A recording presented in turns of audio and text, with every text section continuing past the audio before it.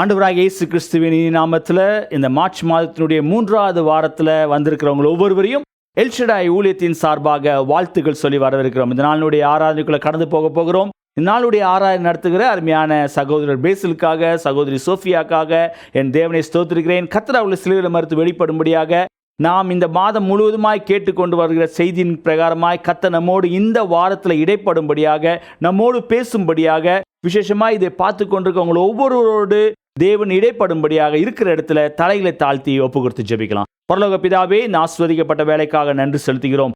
இந்த அருமையான மனமகிழ்ச்சியான நாளிலே நம்முடைய சமூகத்தில் வருவதற்கு நீங்கள் பாராட்டின கிருபைகளுக்காக நன்றி ஆண்டவரே. இந்த மார்ச் மாதம் தொடங்கி இந்த 3வது வாரம் வரை நம்முடைய கரம் எங்களை வழிநடத்தினதே அதற்காக ஸ்தோத்திரம். இந்த நாளுடைய ஆராதனை நம்முடைய கருத்தில் ஒப்பு கொடுக்கிறோம். கர்த்தர் நீங்கள் சிலுவையில் மறித்து நீங்கள் வெளிப்பட வேண்டுமாய் ஜெபிக்கிறேன். இதை பார்த்து கொண்டிருக்க ஒவ்வொருவரையும் நீங்கள் ஆசீர்வதிப்பீராக. விசேஷமாய் நாளுடைய ஆராதனை நடத்துகிற சகோதரி பேசிலுக்காக, சகோதரி சோஃபியாக்காக நன்றி செலுத்துகிறோம். கர்த்தர் அவளை எடுத்து உபயோகப்படுத்துங்க ஆண்டவரே. ஆண்டவரே, இந்த நாளுடைய செய்தியை எங்களுக்கு ஆசீர்வதித்து கொடுங்க. கர்த்தர் ஆண்டவரே, நீர் எங்களோடு பேச வேண்டுமாய் ஜெபிக்கிறேன். பொறுப்பேற்றுக் கொள்ளுங்க, வழி நடத்துங்க, ஆசீர்வதிங்க, பெரிய காரியங்களை செய்யுங்க. இயேசு மூலமாய் ஜெபிக்கிறோம் நல்ல பிதாவே, ஆமென், ஆமென். இப்பொழுதும் ஆராதனையில் போவோம். கரங்களை தட்டி உற்சாகமாய் பாடுவோம். கர்த்தர் பெரிய காரியங்களை செய்வார். ஆமென். எல்ஷடாய் ஊழியத்தின் சார்பாக உங்கள் எல்லோரையும் இந்த மாதத்தின் 3ஆம் வாரத்திற்கு வரவேற்கிறோம்.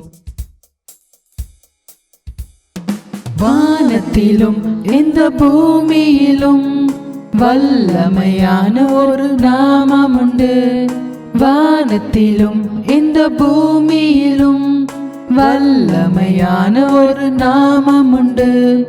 மனுஷருக்குள்ளே வல்லமையான வேறொரு நாமமில்லை.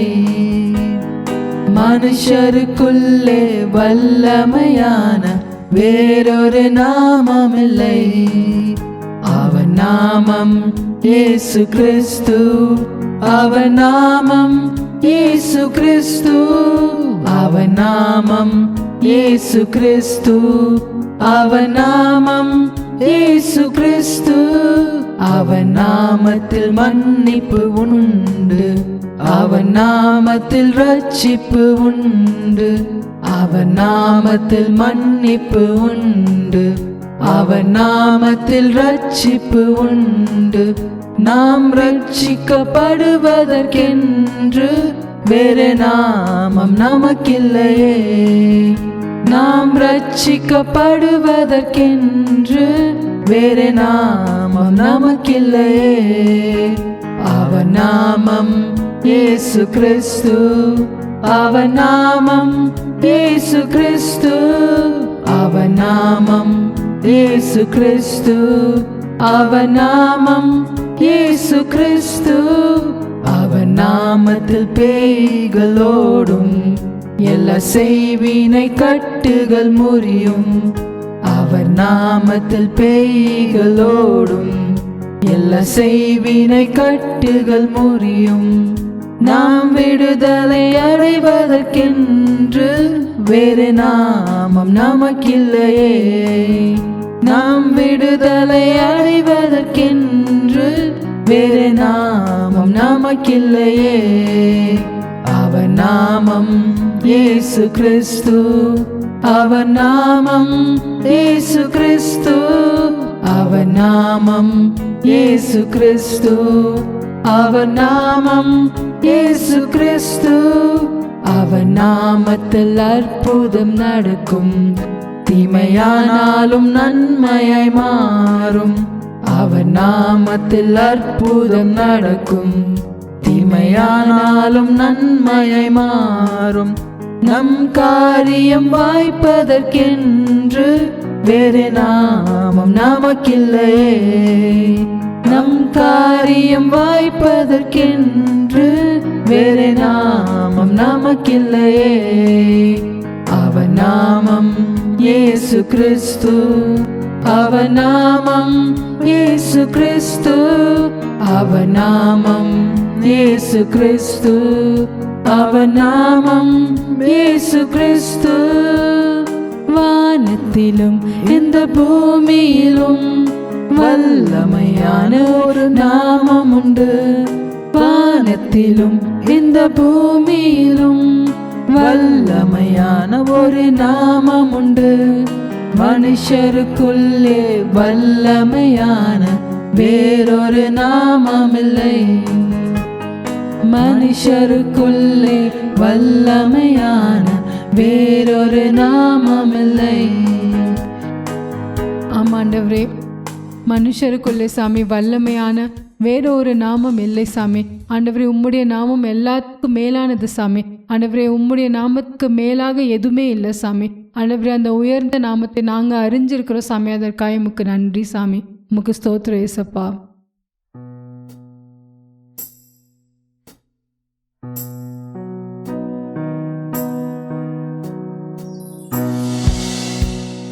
கர்த்தாவே, தேவர்களில் உமக்கொப்பானவர் யார்? வானத்திலும் பூமியிலும் உமக்கொப்பானவர் யார்? கர்த்தாவே, தேவர்களில் உமக்கொப்பானவர் யார்? வானத்திலும் பூமியிலும் உமக்கொப்பானவர் யார்? உமக்கொப்பானவர் யார்? உமக்கொப்பானவர் யார்? உமக்கொப்பானவர் யார்? உமக்கொப்பானவர் யார்? வானத்திலும் பூமியிலும் உமக்கொப்பானவர் யார்? வானத்திலும் பூமியிலும் உமக்கொப்பானவர் யார்? செங்கடலை நீர் பிளந்து உந்தன் ஜனங்களை நடத்தி சென்றீர். செங்கடலை நீர் பிளந்து உந்தன் ஜனங்களை நடத்தி சென்றீர். நீர் நல்லவர், சர்வ வல்லவர், என்றும் வாக்கு மாறாதவர். நீர் நல்லவர், சர்வ வல்லவர், என்று வாக்கு மாறாதவர். உமக்கொப்பானவர் யார்? உமக்கொப்பானவர் யார்? உமக்கொப்பானவர் யார்? உமக்கொப்பானவர் யார்? வானத்திலும் பூமியிலும் உமக்கொப்பானவர் யார்? வானத்திலும் பூமியிலும் உமக்கொப்பானவர் யார்? தூதர்கள் உண்ணும் உணவால் உந்தன் ஜனங்களை போஷித்தீரே. தூதர்கள் உண்ணும் உணவால் உந்தன் ஜனங்களை போஷித்தீரே. உம்மை போல யாருண்டு இந்த ஜனங்களை நேசித்திட? உம்மை போல யாருண்டு இந்த ஜனங்களை நேசித்திட? உமக்கொப்பானவர் யார்? உமக்கொப்பானவர் யார்? உமக்கொப்பானவர் யார்? உமக்கொப்பானவர் யார்? வானத்திலும் பூமியிலும் உமக்கொப்பானவர் யார்? வானத்திலும் பூமியிலும் உமக்கொப்பானவர் யார்? கன்மலையை நீர் பிளந்து உந்தன் ஜனங்களை நடத்தி சென்றீர். கன்மலையை நீர் பிளந்து உந்தன் ஜனங்களின் தாகம் தீர்த்தீர். உம் நாமம் அதிசயம், இன்றும் அற்புதம் செய்திடுவீர். உம் நாமம் அதிசயம், இன்றும் அற்புதம் செய்திடுவீர். உமக்கொப்பானவர் யார்? உமக்கொப்பானவர் யார்? உமக்கொப்பானவர் யார்? உமக்கொப்பானவர்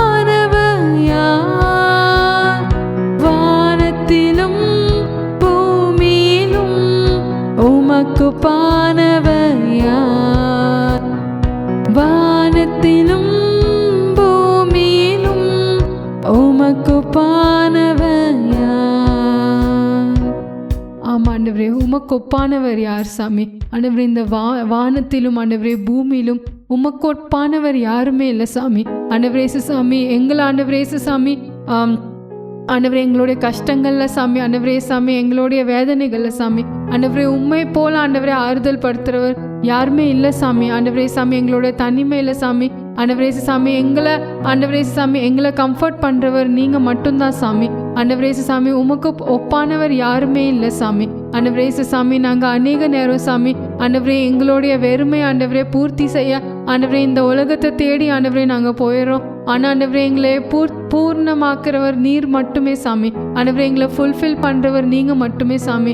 ஆண்டவரே எங்களை போஷிக்கிறவர் நீர் மட்டுமே. எங்களுடைய தாகத்தை தீர்க்கிறவர் நீங்கள் மட்டுமே சாமி. ஆண்டவரே சாமி, நாங்கள் உங்களை மட்டுமே ஆண்டவரே நோக்கி பார்க்கும்படி எங்களுக்கு கிருபை செய்யுங்க சாமி. ஆண்டவரே எங்களை உங்களை போல எங்களை நேசிக்கிறவங்க யாருமே இல்லை சாமி. ஆண்டவரே சாமி, நாங்கள் ஆண்டவரே நாங்கள் இருக்கிற நிலைமையிலேயே ஆண்டவரே நீர் எங்களை நேசிக்கிறீர் சாமி. ஆண்டவரே நாங்கள் உங்களுக்கு எவ்வளோ துரோகம் செஞ்சிருந்தாலும் ஆண்டவரே உங்களுக்கு எங்கள் மேலே இருக்கிற அன்பு என்றைக்குமே குறையறதில்லை சாமி. ஆண்டவரே சாமி, எங்களுடைய துதி உமக்கே சாமி. ஆண்டவரே எங்களுடைய வாழ்நாள் முழுவதும் ஆண்டவரே நாங்கள் உமக்கே அர்ப்பணிக்கிறோம் சாமி. ஆண்டவரே இந்த வேலையில் ஆண்டவரே இதை கேட்டுக்கொண்டு இருக்கிற ஒருத்தரையும் நீங்கள் ஆசீர்வதிங்க. அவங்களுடைய தேவைகள் எல்லாம் நீர் சந்திங்க ஆண்டவரே. நீர் மாத்திரமே அவங்களுக்கு போதுமானவர்களாக இருங்க சாமி. ஆண்டவரே மீதி உள்ள ஆராதனையை நீங்கள் பொறுப்பெடுத்து வழி நடத்துங்க. எல்லாவற்றையும் இயேசு கிறிஸ்துவின் நாமத்தில் வேண்டிக் கொள்கிறோம். ஜெபம் கேளும் நல்ல பிதாவே, ஆமென். ஹல்லேலூயா.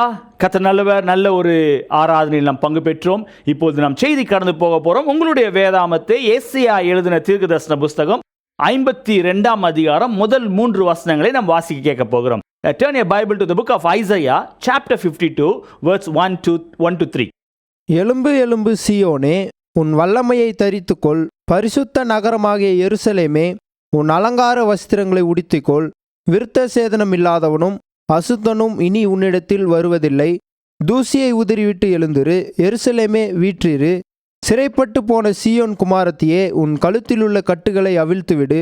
விலையின்றி விற்கப்பட்டீர்கள், பணமின்றி மீட்கப்படுவீர்கள் என்று கர்த்தர் சொல்லுகிறார். ஹல்லேலூயா. எனக்கு அன்பான தேவனுடைய பிள்ளைகளே, கடந்த 2 வார காலமாய் நாம் இந்த வசனத்துக்கு கீழாக நாம் செய்தியை கேட்டுக்கொண்டிருக்கிறோம். இன்றைக்கு அதனுடைய தொடர்ச்சியாக 2வது வசனத்தினுடைய கடைசி பகுதியில் எப்படியாக போட்டிருக்கு, உன் கழுத்தில் உள்ள கட்டுகளை அவிழ்த்து விடு. அதுக்கப்புறம் 3வது வசனத்துல விலையின்றி விற்கப்பட்டீர்கள், பணமின்றி மீட்கப்படுவீர்கள் என்று கர்த்தர் சொல்கிறார். எனக்கு அன்பான தேவனுடைய பிள்ளைகளை, இந்த நாளில விசேஷமாய் நம்முடைய கழுத்தில் உள்ள கட்டுகளை அவிழ்த்து விட வேண்டும் என்று சொல்லி போடப்பட்டிருக்கு. என்ன விதமான கட்டுகள் என்று பார்க்கும்போது, உங்களுடைய வாழ்க்கையில என்னுடைய வாழ்க்கையில பாவம் என்று சொல்லக்கூடிய தேவனுக்கு பிரியமில்லாத காரியங்கள் நிமித்தம் நாம் கட்டப்பட்டவர்களாய் காணப்படுகிறோம். தேவனுக்கு பிரியமில்லாத காரியங்களை செய்யும் போதோ இல்லை தேவனிடத்து தூரமாக இருக்கும்போது கட்டுகள்னால கட்டப்பட்டு, இன்னைக்கு உலக பிரகாரமே அநேக பில்லி சூனிய கட்டுகள், அநேக விதமான பிசாசின் தந்திரங்களில் அவதிப்பட்டு கொண்டிருக்கிற அநேகரை நான் அறிவேன். விசேஷமாய் மருத்துவமனையில் அநேக விதமான கட்டுகளை டாக்டர்ஸ்னால கன்ஃபியூஸ் ஆகி என்ன ட்ரீட்மெண்ட் கொடுக்க வேண்டும் என்று கூட தெரியாதபடி பிசாசினுடைய கட்டுகளால கட்டப்பட்டவர்கள் அநேகர் இருக்காங்க. ஆனால் இங்கே வேதத்தில் பார்க்குறோம், உன் கழுத்தில் உள்ள கட்டுகளை அவிழ்க்க வேணும். ஏன் அவிழ்க்க வேணும்? நீ தூசியை உதறிவிட்டு எழுந்திருக்கும் போது சிறைப்பட்டு போன உன் சீயோன் குமாரத்தியே, உன் கழுத்தில் உள்ள கட்டுகளை அவிழ்த்து விடு என்று சொல்லி வேதம் சொல்கிறது. அப்படி என்றால் உங்களுடைய வாழ்க்கையில என்னுடைய வாழ்க்கையில நாம் அநேக தேவனை விட்டு தூரமாய் போய் அநேக விதங்களில் அடிமை தனத்திலும் சிறைப்பட்டு போன ஒரு வாழ்க்கை வாழ்ந்து கொண்டிருக்கிறோம் என்பதை காட்டக்கூடியதாக இருக்கிறது. அப்படிப்பட்ட நீங்களும் நானும் நம்முடைய கழுத்தில் உள்ள கட்டுகளை அவிழ்க்க வேண்டும். ஏன் அவிழ்க்க வேண்டும்? அதுக்கு அடுத்த வசனம் அழகா இருக்கு, விலையின்றி விற்கப்பட்டீர்கள், பணமின்றி மீட்கப்படுவீர்கள் என்று கர்த்தர் சொல்கிறார். அப்படி என்றால் உங்களுடைய வாழ்க்கையில என்னுடைய வாழ்க்கையில பிசாசினுடைய தந்திரங்களின் நிமித்தம், பொல்லாத மனுஷர்களுடைய தந்திரங்களின் நிமித்தம் நீங்களும் நானும் அநேக விதமான அடிமைத்தனத்துக்குள்ள போக வேண்டிய சூழ்நிலை ஏற்பட்டது. உதாரணம், ஏற்கனவே சொன்ன பிரகாரமாய் இஸ்ரவேல் ஜனங்கள் தேவனால் தீர்மானிக்கப்பட்டவர்கள், ஆபிரகாமுக்கு வாக்குத்தத்தம் கொடுக்கப்பட்டதை நிறைவேற்றும் வண்ணமாக யாக்கோபின் சந்ததியில தேவன் ஒரு பெரிய ஜனத்தை உருவாக்கினார். 12 கோத்திரங்களோடு இஸ்ரவேல் ஜனங்களை தேவன் ஏற்படுத்தி கொடுத்தார். அவர்கள் எகிப்து தேசத்துல அடிமைத்தனத்தில் இருந்த போது கர்த்தர் அவளோடு இடைப்பட ஆரம்பித்தார். அவளுடைய கூக்குரல் கேள்வி கேட்ட போது கர்த்தர் அவர்களுக்கு மனம் இறங்கி அற்புதம் செய்யத்தக்கதாய் அவர்களை சுகபத்திரமாய் எருசலேமிலிருந்து வாக்குத்தத்தம் பண்ணப்பட்ட இஸ்ரவேல் தேசத்துக்கு கொண்டு வர வேண்டும் என்று தீர்மானித்தார். அதற்கு மோசே என்று ஒரு தலைவரை ஏற்படுத்தினார் என்று உங்களுக்கும் எனக்கும் தெரியும். ஏறக்குறைய 6 லட்சம் புருஷர்கள் தேவன் அவர்களை வழி நடத்தினதை நீங்களும் நானும் அறிவீர்கள். அப்படிப்பட்ட சூழ்நிலையில அந்த ஜனங்கள் கர்த்தரை விட்டு தூரமாய் போன போது அவர்களை மீட்கும்படியாக, அவர்களை ரட்சிக்கும்படியாக தேவன் மோசேயை ஏற்படுத்தினார். அதே போல புதிய ஏற்பாட்டு காலத்தில் பார்க்கும்போது தேவன் உங்களையும் என்னையும் மீட்கும்படியாக, பிதாவினுடைய சித்தத்தை நிறைவேற்ற முடியாதபடி பிதாவினுடைய அன்பை விட்டு தூரமாய் போன போது தன்னுடைய ஒரே பேரான குமாரனை இந்த பூமிக்கு அனுப்பி உங்களையும் என்னையும் அவருடைய வெளியேற பெற்ற ரத்தத்தினாலே மீட்டெடுத்து அவரை அப்பா பிதாவே என்று கூப்பிடுகிற புத்திர சுவிகார ஆவியை கொடுத்திருக்கார். அதனுடைய நாம் பார்க்கும்போது இப்படியாக ஒரு வசனம் இருக்கு. ரோமர் 3ஆம் அதிகாரம் 24ஆம் வசனத்தை வாசிக்க கேட்போம். ரோமர் 3:24. இலவசமாய் அவருடைய கிருபையினாலே கிறிஸ்து இயேசுவில் உள்ள மீட்பை கொண்டு நீதிமான்கள் ஆக்கப்படுகிறார்கள். ஹல்லேலூயா. எப்படி நீதிமான்கள் ஆக்கப்பட்டிருக்கிறோம்? மறுபடியும் அந்த வசனத்தை வாசிக்கலாம். இலவசமாய் அவருடைய கிருபையினாலே கிறிஸ்து இயேசுவில் உள்ள மீட்பை கொண்டு மீட்பை கொண்டு நீதிமான்கள் ஆக்கப்பட்டிருக்கோம். ஹல்லேலூயா. எனக்கு அன்பான தேவனுடைய பிள்ளைகளே, நீங்களும் நானும் ஆண்டவராகிய இயேசு கிறிஸ்துவினுடைய வெளியேற பெற்ற இரத்தத்தினாலே மீட்கப்பட்டவளா இருக்கிறோம், நீதிமான்களாக்கப்பட்டிருக்கிறோம். காரணம், ஒருவேளை உலகம் உங்களை நீ பாவி என்றும் உங்களை ஒருவேளை ஒதுக்கி தள்ளலாம். ஆனால் கிறிஸ்துவின் இரத்தத்தினால கழுவப்பட்ட நீங்களும் நானும் நீதிமான்களாக்கப்பட்டிருக்கிறோம். எப்படி அது கிடைக்கிறது? அவருடைய வெளியேறப்பட்ட இரத்தத்தினாலே மீட்கப்பட்டிருக்கிறோம். அப்போஸ்தலர் நடபடிகளை பவுல் எழுதும்போது இப்படியாக எழுதுகிறார். வாசிங்க. அப்போஸ்தலர் நடபடிகள் லூக்கா எழுதும்போது இப்படியாக எழுதுகிறார். அப்போஸ்தலர் நடபடிகள் 15ஆம் அதிகாரம் 11ஆம் வசனம். கர்த்தராகிய இயேசு கிறிஸ்துவின் கிருபையினாலே அவர்கள் ரட்சிக்கப்படுகிறது எப்படியோ, அவர்கள் ரட்சிக்கப்படுவது எப்படியோ அப்படியே நாமும் ரட்சிக்கப்படுவோம் என்று நம்பி இருக்கிறோமே. இது பவுல் தன் பர்னபாசும் ஆண்டவர் பிரித்து எடுக்கும்படியாக ஊழியத்துக்கு என்று அவர்களை பிரித்து எடுத்து கொண்டு போவதற்கு முன்பாக எருசலேம் சபையில் அவர்கள் ஒன்று கூடி ஜெபித்த போது தேவன் அவர்களை பிரித்து விடும்படி அவர்களை ஊழியத்துக்கு என்று அழைத்த போது அவர்கள் சொல்றாங்க, எப்படி ஆண்டவராய் இயேசு கிறிஸ்துவின் கிருபையினால் ரட்சிக்கப்பட்ட நாம் அவருடைய கிருபை நீதிமான்களாக்கப்பட்டிருக்கிறோம். இன்றைக்கு அவரோடு இசைந்து செயல்படுவதற்கு, அவருடைய தரிசனத்தை பிடித்துக் கொண்டு நடப்பதற்கு நாம் உதவியாக. அப்போ ரட்சிக்கப்பட்ட நீங்களும் நானும் எப்படிப்பட்ட ஆசீர்வாதங்களை பெற்றுக்கொள்கிறோம் என்று பார்க்கும்போது 51ஆம் அதிகாரம் 7ஆம் வசனம் 8ஆம் வசனம் இப்படியாக சொல்கிறது. நாம் எப்படிப்பட்ட சூழ்நிலை இருந்தாலும் அவர் நம்மை மீட்டு எடுத்து வழி நடத்த அவர் உண்மையுள்ளவராக இருக்கிறார். வாசிங்க. ஏசாயா 51ஆம் அதிகாரம் 7ஆம் வசனம் 8ஆம் வசனம். நீதியை அறிந்தவர்களே, என் வேதத்தை இருதயத்தில் பதித்திருக்கிற ஜனங்களே, எனக்கு செவி கொடுங்க. மனுஷரின் நிந்தைக்கு பயப்படாமல், மனுஷனுடைய நிந்தைக்கு நீங்க பயப்படாம, அவர்கள் தூஷணங்களால் கலங்காமலும் இருங்க. அவர்களுடைய தூஷணங்களால் கலங்காம இருங்க. பொட்டுப்பூச்சி அவர்களை வஸ்திரத்தை போல அரித்து புழு அவர்களை ஆட்டுமயிர் போல் தின்னும். என்னுடைய நீதியோ என்றென்றைக்கும் நிலைக்கும். என் ரட்சிப்பு தலைமுறை தோறும் இருக்கும். அல்லேலூயா. இதான் உங்களுக்கும் எனக்கும் கொடுக்கப்பட்ட வாக்குத்தத்தம். விசேஷமாய் கடந்த நாட்களிலே கர்த்தர் இந்த வசனத்தை அதிகமாக என்னை தேற்றினார். அநேகருடைய சூழ்நிலையை பார்த்து நீ பயப்படாத, அவர்களுக்கு முன்பாக என் ரட்சிப்பை உனக்கு வெளிப்படுத்துவேன். இன்றைக்கு இந்த செய்தியை கேட்டுக்கொண்டிருக்க அருமையான தேவனுடைய பிள்ளைகளே, நீங்களும் நானும் கிறிஸ்துவின் இரத்தத்தினால மீட்கப்படும் போது நாம் எதை குறித்தும் பயப்பட வேண்டியதில்லை. நான் இப்படியாக போட்டிருக்கேன், நமக்கு கொடுக்கப்பட்ட அந்த ரட்சிப்பின் சந்ததியில் உள்ளவர்களாய் மாறுவதற்காக நம்முடைய ரட்சிப்பு தலைமுறையும் நம்முடைய குடும்பத்தையும் நம்முடைய குடும்பத்தை நடத்தக்கூடியதாக இருக்கக்கூடியதாக இருக்கு. அதே அதிகாரத்தினுடைய 9ஆம் வசனமும் 11ஆம் வசனத்தை வாசிக்க கேட்போம். ஏசாயா 51:9-11. எலும்பு பலன்கொள், கர்த்தரின் கர்த்தருடைய புயமே முந்தின நாட்களிலும் பூர்வ தலைமுறைகளிலும் எழும்பினபடியே எழும்பு. ராகாபை துண்டித்ததும் வலு சர்ப்பத்தை வதைத்ததும் நீதான் அல்லவோ? அப்படியே கர்த்தரால் மீட்கப்பட்டவர்கள் ஆனந்த களிப்புடன் பாடி சீயோனுக்கு திரும்புவார்கள்.